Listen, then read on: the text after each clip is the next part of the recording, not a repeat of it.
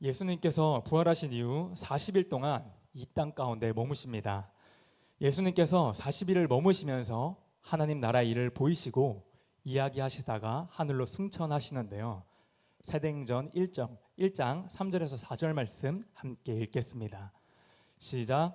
그가 고난받으신 후에 또한 그들에게 확실한 많은 증거로 진히 살아계심을 나타내사 40일 동안 그들에게 보이시며 하나님 나라의 일을 말씀하시니라. 사도와 함께 모이사 그들에게 분부하여 이르시되 예루살렘을 떠나지 말고 내게서 들은 바 아버지께서 약속하신 것을 기다리라. 아멘. 예수님께서 제자들에게 이야기하신 명령이 이것입니다. 예루살렘에 유하라, 이렇게 말씀하십니다. 그리고 제자들에게 이런 말씀을 하시고는 하늘로 올라가십니다. 사도행전 1장 8절에서 9절 말씀 계속해서 읽도록 하겠습니다. 오직 성령이 너에게 임하시면 너희가 권능을 받고 예루살렘과 온 유대와 사마리아와 땅끝까지 이르러 내 증인이 되리라 하시니라. 이 말씀을 마치시고 그들이 보는데 올려져 가시니 구름이 그를 가리어 보이지 않게 하더라. 아멘. 예수님께서 사라지십니다. 그대로 승천하십니다. 그러면서 예루살렘에 머물라고 하시는데 이 말씀을 하신 곳은 어디에서 얘기를 하셨냐면 바로 갈람산이라는 곳에서 말씀하신 겁니다. 갈람산이라는 곳은 예루살렘 안에 있는 산이 아니라 예루살렘에서 떨어져 있는 산이었습니다. 예수님께서 제자들에게 예루살렘에 거하라, 성령이 임하기까지 거기 머물라, 이렇게 말씀하셨는데요. 그 말은 즉 예루살렘으로 들어가라는 얘기입니다. 예루살렘 바깥에서 얘기하셨으니까 지금 예루살렘으로 들어가라고 얘기하시는 건데, 지금 예루살렘은 제자들에게 어떤 땅입니까? 예수님께서 죽으시고 무덤에 묻히신 그 다음에 부활하셔서 일어나시잖아요. 그런데 그 무덤에 예수님의 시체가 지금 있습니까? 없습니까? 없습니다. 그래서 난리가 납니다. 예수님의 시체는 사라지고 동굴의 문은 활짝 열려 있고 그 소문이 예루살렘 전역에 돌게 됩니다. 그런데 그 소문이 어떻게 돌았냐면 제자들이 예수님의 그 시체를 훔친 다음에 예수가 부활했다, 이렇게 거짓말하고 다닌다는 그 소문이 막 도는 거예요. 그래서 예루살렘 안쪽은 지금 어떤 상황이냐면 예수님의 제자들을 어떻게든 붙잡아서 그들을 신문하고 치조하고 고문해서 죽이려 하고 하는 그런 상황인 거예요. 그런데 여러분 한번 생각해 보세요. 그럼 제자들의 입장에서는 예루살렘은 들어가고 싶지가 않았을 겁니다. 당연히 들어가서 붙잡히면 자칫 죽을 수도 있으니까요.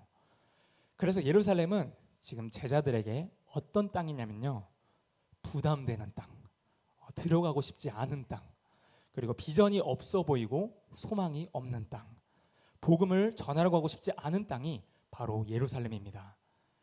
그런데 그렇다고 그들이 안 갈 수도 없는 게, 앞에 우리가 읽은 말씀을 보면 예수님이 살아나신 것을 제자들이 직접 보았습니다.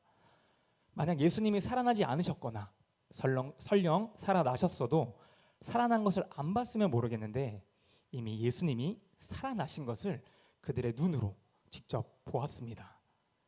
그러니까 예수님이 말씀하신 것을 듣기는 들어야 되는 거예요. 그래서 제자들은 사실 고민이 많았을 겁니다.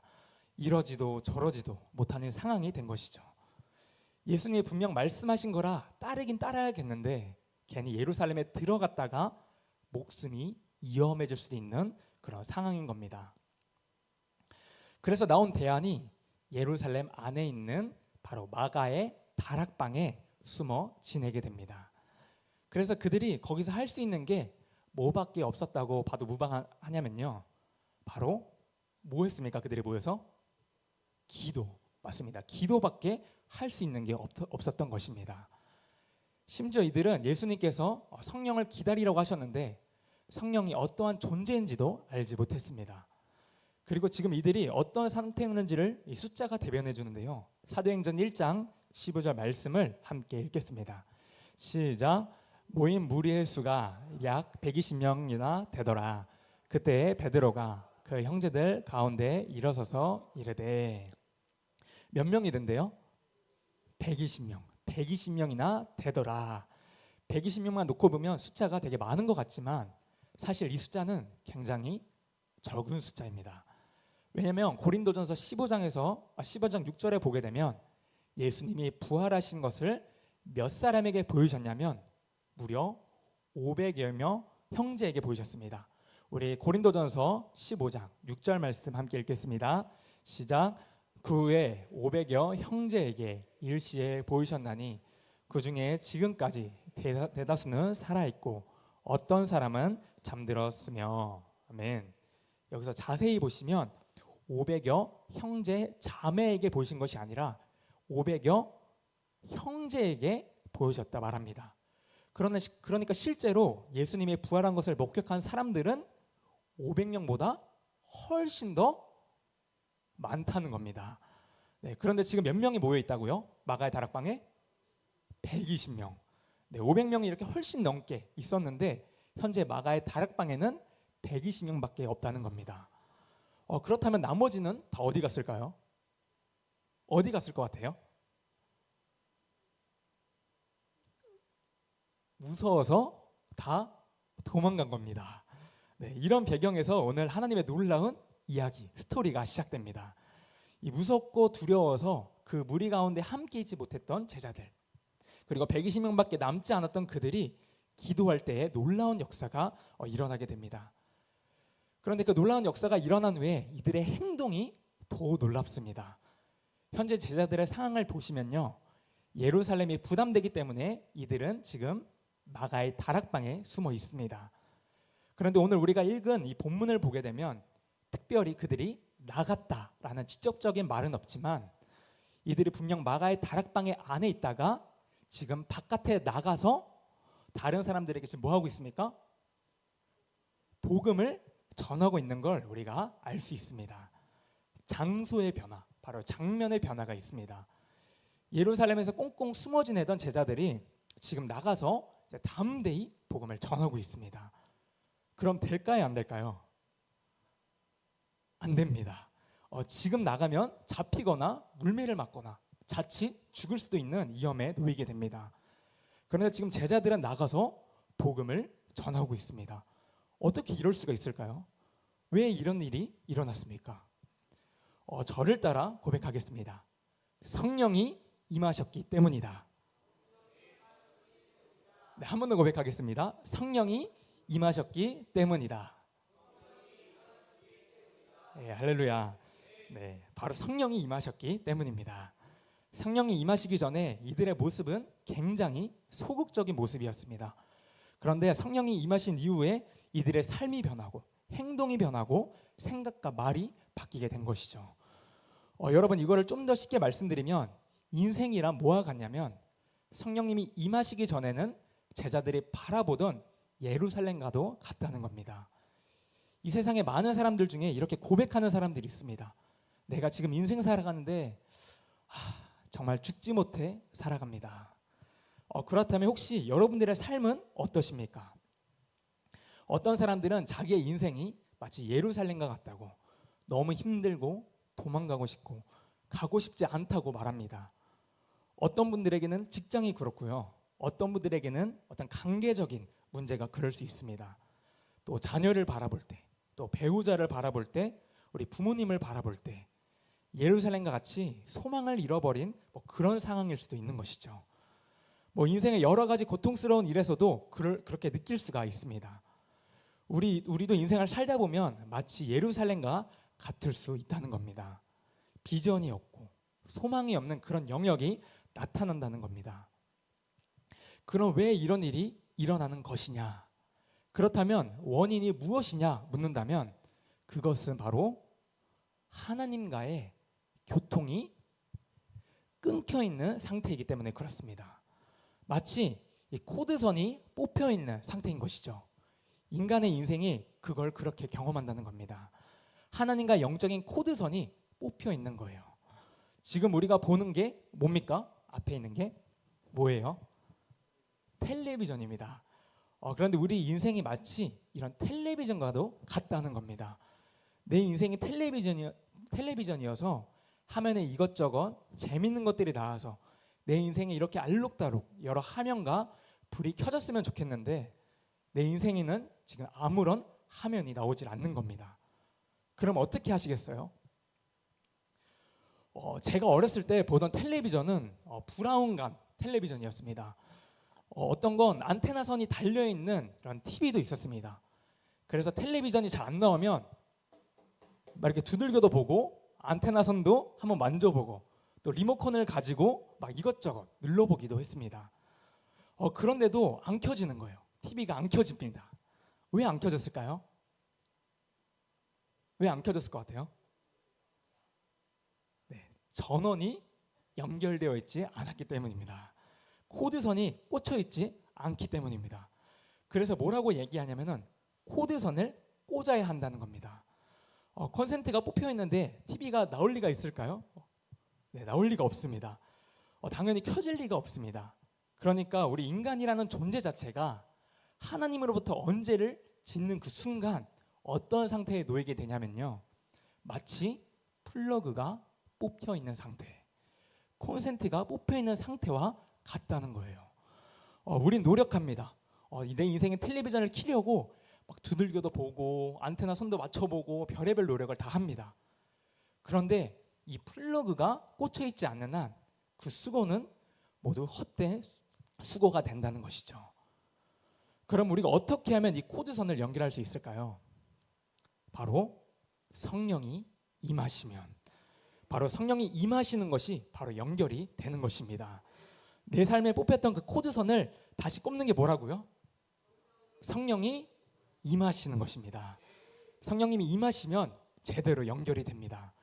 그럼 우리 인생의 텔레비전이 정상적으로 작동하게 되는 것이죠. 그렇다면 구체적으로 성령님이 우리 삶에 임하시면 어떤 일이 일어날까요? 사도행전 2장 1절에서 4절 말씀, 우리 좀 길지만 다시 한번 읽도록 하겠습니다. 시작.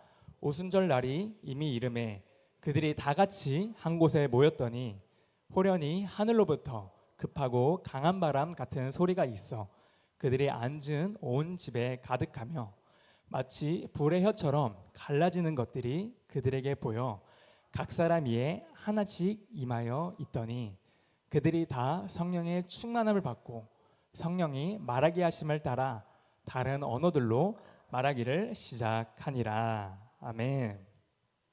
여러분, 교회를 왔다면 반드시 생각하셔야 되는 것이 있습니다. 바로 그것이 무엇이냐면 성령이 임하시는 것. 내 삶에 성령이 임하시는 걸 경험한 사람과 경험하지 못한 사람이 있습니다. 교회 열심히 나오는데도 성령이 임하시는 것을 경험하지 못할 수도 있습니다. 그렇다면 교회를 헛다니고 있는 겁니다. 우리가 제대로 교회를 다니고 제대로 신앙생활을 한다는 것은요, 결국 성령이 임하시는 걸 경험한 사람만이 알 수가 있습니다. 혹시 아직 성령을 체험하지 못한 분이 여기 계십니까? 그럼 그 무엇보다 이것을 구하십시오. 따라해 볼까요? 성령님, 내 안에 임하여 주시옵소서. 성령님, 내 안에 임하여 주시옵소서. 아멘. 그것이 우리의 가장 첫 번째 소원이 되어야 할 줄 믿습니다. 우리가 제대로 교회를 다니고 신앙생활을 제대로 하고 싶으시다면 반드시 성령을 받으셔야 합니다. 그래서 오늘 말씀에서도 성령이 임하시자 어떤 일이 일어납니까? 성령이 임하시면 세 가지 사건이 일어납니다. 저를 따라 고백하겠습니다. 성령이 임하시면 비전이 생깁니다. 네, 비전이라는 게 생각보다 굉장히 중요합니다. 비전이라는 게 뭐냐면 우리가 만약에 용산역에 가야 된다고 가정을 해볼게요. 그럼 우리가 가려고 하는 분명한 목적지가 있습니다. 우리가 지하철을 탔는데 우리가 어디로 간다고요? 용산역. 네. 근데 아무 목적지도 없이 우리가 그냥 지하철을 타면 어떻게 될까요? 어디로 가야 할지 알 수가 없습니다. 인생을 살아가는데 내가 어디를 향해 가고 있는지 정확하게 우리가 알아야 된다는 것이죠. 정확한 목적지가 없으면 어떻게 될까요? 방황하게 됩니다. 목적지가 없는 인생은 방황하게 되어 있습니다. 그 목적지가 뭐냐면 바로 비전입니다. 하나님의 비전이 생기는 것입니다. 이 비전이 임하기 전에, 바로 성령님이 임하기 전에 제자들에게 예루살렘은 어떤 땅이었습니까? 복음을 전하고 싶지 않고 비전이 없고 소망이 없고 사망이 가득한 땅이었습니다. 그런데 숨어 있어야 되는 제자들이 지금 밖으로 다 나왔습니다. 성령님이 임하시니까 어떤 일이 생깁니까? 비전이 그들 가운데 생긴 것입니다. 지금 그들의 환경과 상황이 전혀 바뀐 것이 없습니다. 나가서 붙잡히면 여전히 위험합니다. 근데 아무런 환경이 변한 것이 없는데 이 사람들이 바뀌게 된 것입니다. 비전을 가진 사람이 돼버린 것입니다. 지금 그들에게 성령님이 임하시자 이제 예루살렘은 바로 비전이 땅에 된 줄 믿습니다. 복음을 전하고 싶은 땅이 되었습니다. 소망이 가득한 땅으로 변화가 된 것입니다. 여러분 삶에도 성령님이 임하셔서 비전으로 가득 차시기를 되기를 소망합니다. 그러면 살맛이 납니다. 그러면 우리가 살아납니다. 그러면 우리 안에 기쁨이 찾아옵니다. 그걸 뭐라고 말합니까? 바로 하나님의 나라. 하나님의 나라가 우리의 삶 가운데 임하게 되는 것입니다. 이처럼 성령님이 임하시면 비전이 부어지는데 왜 비전이 부어지냐면 하나님이 나와 함께 교제하기를 원하시기 때문입니다. 여러분에게 하나님을 알아가는 축복이 있게 되기를 간절히 축복합니다. 둘째로 성령님이 임하시면 어떤 일이 일어나느냐? 저를 따라 고백하겠습니다. 능력을 주시고 소통의 회복이 일어납니다. 네, 성령이 임하시면 능력이 일어납니다. 그리고 소통의 회복이 일어납니다. 사도행전 2장은 굉장히 중요한 장인데 창세기 11장과 또 연결이 됩니다. 창세기 11장에 어떤 일이 일어나냐면 바벨탑이 세워집니다. 바벨탑이 생겨서 사람들이 하나님께 도전하니까 하나님께서 언어를 흩어버리십니다. 그러니까 인간적인 이 사단의 역사는 어떤 역사로 일어나냐면 분열하게 됩니다. 흩어지게 되는 거예요. 말이 안 통하는 겁니다. 내가 성령의 사람인데, 내가 기도하는 사람인데 만약 이 사람이 가는 곳마다 사람들이 싸운다면 그 사람은 성령의 사람이 아닌 겁니다. 성령의 사람은 어떤 사람이냐? 오늘 우리가 보는 것처럼 소통이 회복되어지고 능력이 회복되는 사람입니다. 그래서 제자들에게 성령이 임했을 때 그들이 뭘 하기 시작합니까? 방언을 하는 겁니다. 방언을 말하기 시작합니다. 방언을 여기서 언어로 따져봤을 때 지방 언어, 또 외국 언어를 사투리, 외국 언어를 정확하게 지칭하는 단어입니다. 그러니까 이런 겁니다. 제가 영어를 한마디도 못했는데 갑자기 영어로 말하기를 시작하는 겁니다. 제가 갑자기 일본어를 하나도 못했는데 일본어로 말하기를 시작하는 겁니다. 그러니까 사람들이 놀라는 것이죠. 그래서 어떤 일이 일어납니까? 바로 앞에 있던 일본 사람과 원래 소통이 전혀 안 됐는데 내가 방언으로 일본어를 하니까 소통이 되는 겁니다. 이게 바로 능력인 것이죠. 그리고 이 말씀은 예수님께서 사도행전 1장 8절에 약속하신 말씀에 대한 확인이기도 했습니다. 우리 사도행전 1장 8절 말씀 함께 읽겠습니다. 시작. 오직 성령이 너에게 임하시면 너희가 권능을 받고 예루살렘과 온 유대와 사마리아와 땅끝까지 이르러 내 증인이 되리라 하시니라. 아멘. 바로 이 약속이 이루어진 것입니다. 여러분 능력을 구하세요. 하나님 부어주세요. 성령이 임하시면 내가 할 수 없는 것들 가운데 이루어지시는 것들을 경험하게 됩니다. 내 힘이 아니라 바로 성령의 능력으로. 그래서 우리가 어떻게 고백하게 됩니까? 주님, 제가 한 게 없습니다. 주님이 다 하셨습니다. 이렇게 고백하게 되는 것입니다. 인간의 인생이라는 것 자체가 자기 힘으로 뭘 할 수가 없습니다. 하나님이 선물로 은혜로 주셔야만 되는 겁니다. 성령이 임하면 하나님께서 능력을 주십니다. 특별히 어떤 능력을 주시냐면 또 소통의 능력이, 또 소통의 회복이 일어나게 하십니다. 혹시 이 중에 이 가정 가운데 부모님과 형제 자매와 또 자식 간에 다툼이 있거나 트러블이 있으십니까? 아니면 어떤 일 때문에 그 사람의 얼굴을 보는 게 어려운 분들이 있다면 기억하십시오. 성령님께서 임하시면 그 사람의 마음이 느껴집니다. 소통의 회복이라는 건 내 언어로 얘기하는 것이 아닙니다. 내가 하고 싶은 말, 내 방식대로 말을 하는 것이 아니라 그 사람이 알아들을 수 있게 얘기를 하는 겁니다. 그래서 어떤 일이 일어나냐면 베드로가 이 뒤에 설교를 하게 되는데, 베드로가 원래 어떤 사람이었어요? 다혈질이었습니다. 막 제자들이 방언을 하기 시작하니까 사람들이 이런 얘기를 합니다. 얘네 술 취한 것 같아. 이상한 말을 막 하고 있어. 그때 다혈질인 베드로가 그 말을 듣고서 사람들을 폭행하고 사람들을 때리면 원래 베드로가 베드로 한 겁니다. 베드로의 성격은요 화끈합니다. 예수님이 잡히실 때에 대제사장의 종인 말고의 길을 잘랐던 사람이 누굽니까? 바로 베드로였어요. 그런데 이런 베드로가 평소와는 다르게 뭐 하냐면 계속 듣고 있습니다. 그리고는 너네가 지금 우리들이 술 취했다고 했지? 그게 아니라 바로 요엘 선지자를 통하여 말씀하신 그 예언의 성취가 지금 바로 이루어지는 거야 말하면서 설교를 시작합니다. 그리고서 그 말씀, 그 설교를 들은 3,000명이 회심하고 세례를 받게 되는 일이 일어납니다. 그것이 바로 소통의 회복이 일어났기 때문에 가능한 것이죠. 베드로는 원래 들을 수 없는 사람이었습니다. 근데 지금 성령이 임하시니까 듣습니다. 여러분들에게도 그 일이 일어났으면 좋겠습니다.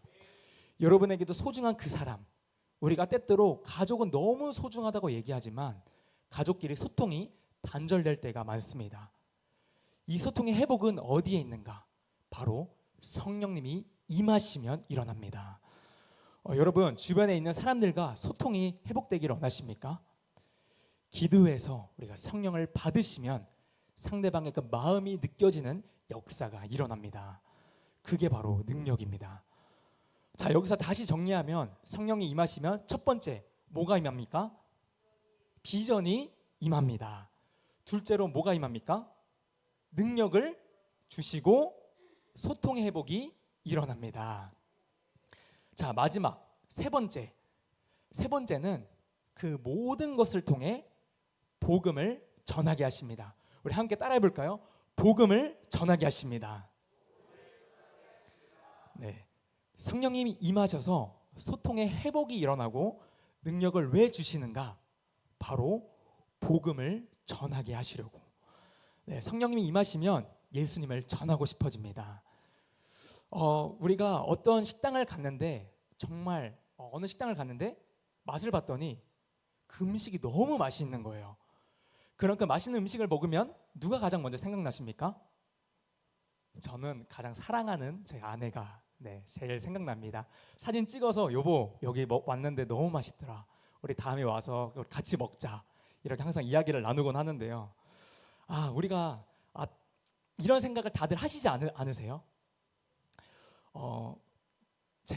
우리가 좋은 거를 가지고 우리가 좋은 거를 느끼면 그걸 같이 나누고 싶어집니다. 제가 차량 운행을 할 때도 교회 차량 운행을 할 때 권사님들 하시는 얘기를 제가 이렇게 가만히 듣고 있으면요, 권사님들 중에 누구 한 분이 혹시나 편찮으시거나 아프실 때 권사님들이 이런 얘기를 하십니다. 그 어느 병원에 가서 어느 약 먹으면 금방 낫는다더라. 야, 어느 병원에 가서 주사 맞으니까 훨씬 좋더라.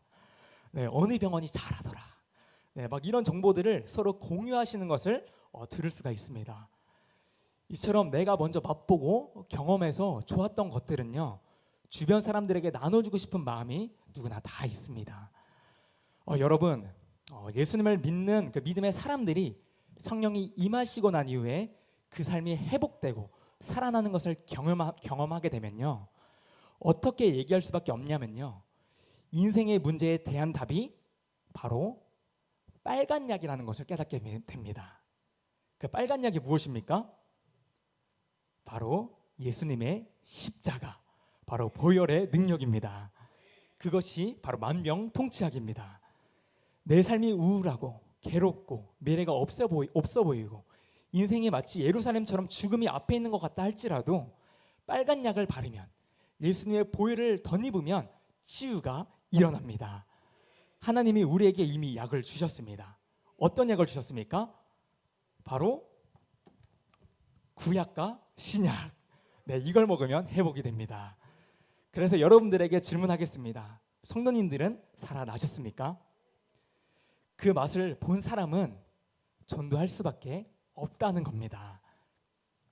설교를 여기서 마무리하면서 몇 가지 말씀을 더 드리고 말씀을 마치려고 합니다. 누가복음은 누가 적었습니까? 누가 적었습니까? 네, 누가가 적었죠. 네, 누가복음은 누가가 적었습니다. 누가는 의사였는데 2권의 책을 씁니다. 책의 상권에 해당하는 것이 누가복음, 그리고 하권에 해당하는 것이 사도행전입니다. 실제 누가복음과 사도행전은 원래 한 권의 책인데 2개로 이렇게 쪼개 놓은 책입니다. 그런데 누가복음과 사도행전의 구조가 굉장히 비슷합니다. 우리는 마태, 마가, 누가, 요한, 이것을 사복음서라고 합니다.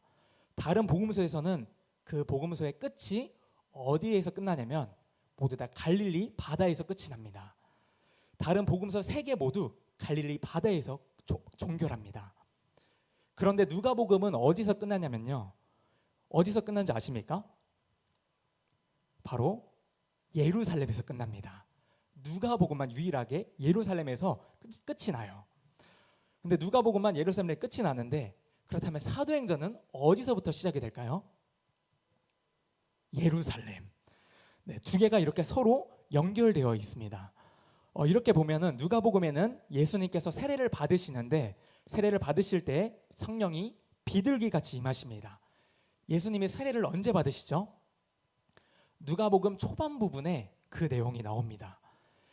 자, 이제 예수님의 제자들이 모여서 마가의 다락방에서 성령을 받습니다. 그 부분이 어디에서 나옵니까? 사도행전 초반 부분에 그 내용이 나옵니다. 2 책의 구조가 똑같다는 거예요. 그래서 우리가 읽은 이 본문이 성령이 임하시는 본문이잖아요. 그래서 성령께서 임하시는 것, 누가복음에 보게 되면 제가 아까 말씀드렸던 것처럼 예수님이 초반에 성령을 세례로 받으십니다. 그때 성령이 임하시는데 의사인 누가는 아주 굉장히 치밀한 사람이거든요. 의사여서 아주 세밀하게 보고 기록을 합니다. 다른 복음서에는 그냥 세례를 받으실 때 성령이 비둘기같이 임한다고 얘기하는데, 누가는 좀 더 정확하게 기록합니다. 누가복음 3장 21절에서 22절 말씀 우리 함께 읽겠습니다. 시작. 백성이 다 세례를 받으실세 예수도 세례를 받으시고 기도하실 때에 하늘이 열리며 성령이 비둘기 같은 형체로 그에 의해 강림하시더니 하늘로부터 소리가 나기를 너는 내 사랑하는 아들이라 내가 너를 기뻐하노라 하시니라. 아멘. 네, 전에 넘겨주시면 예수님께서 세례를 받으시고 뭐 하실 때 성령이 비둘기처럼 임하셨습니까? 기도하실 때. 네, 사도행전의 제자들이 마가의 다락방에 모여서 뭘 했습니까? 모여서 기도했습니다. 사랑하는 성도 여러분, 오늘 이곳에 있는 분들 중에 이 말씀을 붙잡고 하나님의 은혜를 받는 분들이 있기를 소망합니다. 여러분의 삶의 각오가 어떠했든 간에 어떠한 저주와 어둠 가운데 소망이 없는 가운데 있을지라도 성령이 임하시면 반드시 변화가 찾아옵니다. 이전 것은 지나갔으니 보라 새 것이 되었도다. 그 축복이 여러분의 삶 가운데 임하게 될 줄 믿습니다.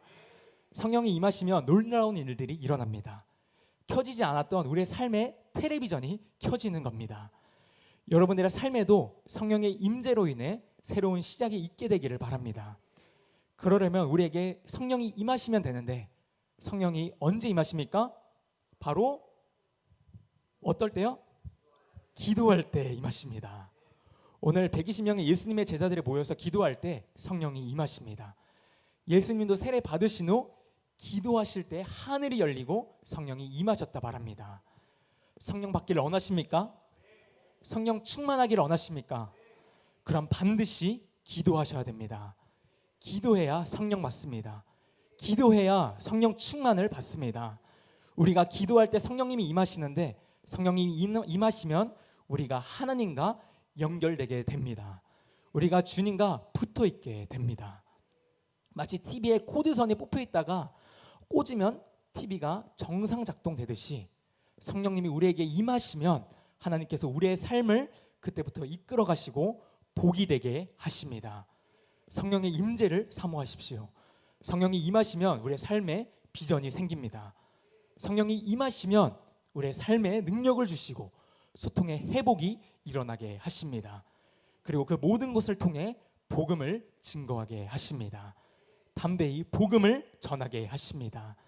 그래야 그런 놀라운 은혜가 여러분들의 삶 가운데 가득하시길 예수님의 이름으로 축복합니다. 기도하겠습니다.